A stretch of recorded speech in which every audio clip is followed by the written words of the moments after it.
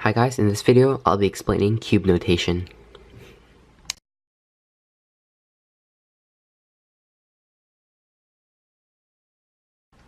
So cube notation gives us a series or a law of letters that tells us how to turn the cube, so we can dictate how we create algorithms and we have a standard for everybody in the community. So this video will just be a quick guide to pretty much the universal notation laws and what they are. So let's get started right away. The first things you should know are the faces of the cube.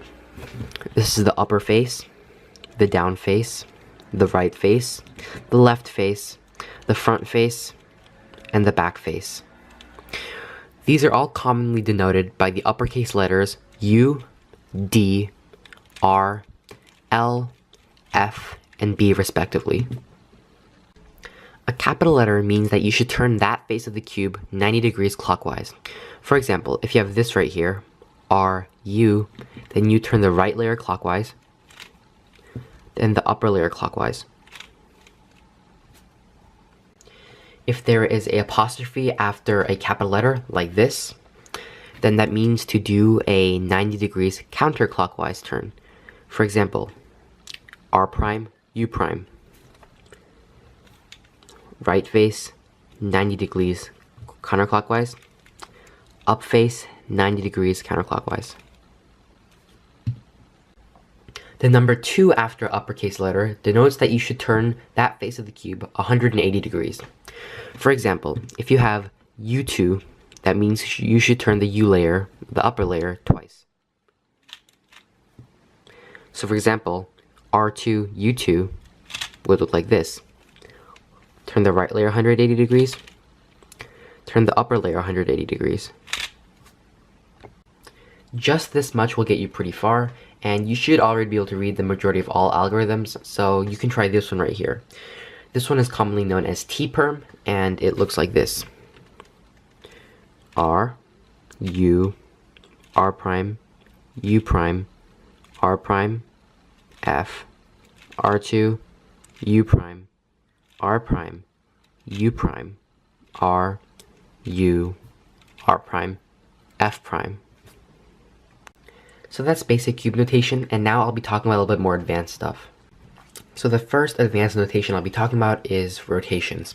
And rotations are denoted with the letters X, Y, and Z, each referring to the direction in which you're rotating the cube. If you're familiar with the general three-dimensional plane, you'll know that the y-axis goes down like this, the x-axis goes across, and the z-axis travels through. When you're doing rotations, the notation is very similar to regular notation. If you have a x, you're rotating on the x-axis. If you have a x prime, then you're rotating on the x-axis backward. And if you have an x2, you're rotating on the x twice. Similarly, if you have a y rotation, you'll be rotating clockwise once. A y prime denotes that you're rotating counterclockwise once. And a y2 denotes that you are rotating the cube 180 degrees. And the last one, z. Z refers to the line that is going through the cube. And a z turn will look like this. A z prime turn will look like this. And a z2 turn will look like this. The next notation I'll be talking about is middle slices. And the most common slice is the M slice, and the M slice is the rotation of this layer right here.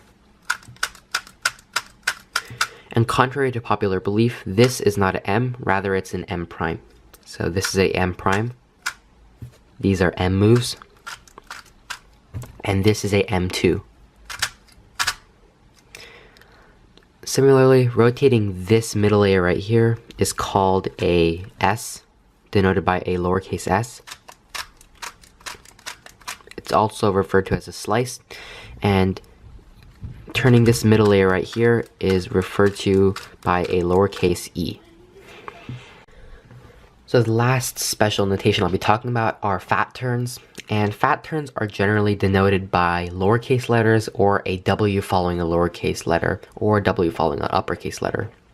So what that means is if you have something like this, that, or that, you're going to be turning the cube as an R turn, but you're going to be turning 2 layers, so it's a fat R.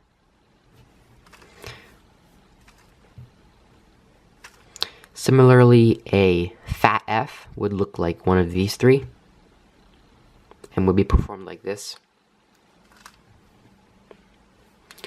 And prime moves would be like this, and double moves would be like this. And all regular notation applies to fat turns as well. So that's pretty much it for how actual notation goes, but I do want to give you a couple tips on how to read notation and things that can really help you. So one of the first things you should know is that sometimes when you're reading algorithms, you'll see little brackets around phrases like this one. So what that means is that you're essentially making triggers in those moves. So you'll know the common trigger RU, R prime, U prime, also known as sexy move.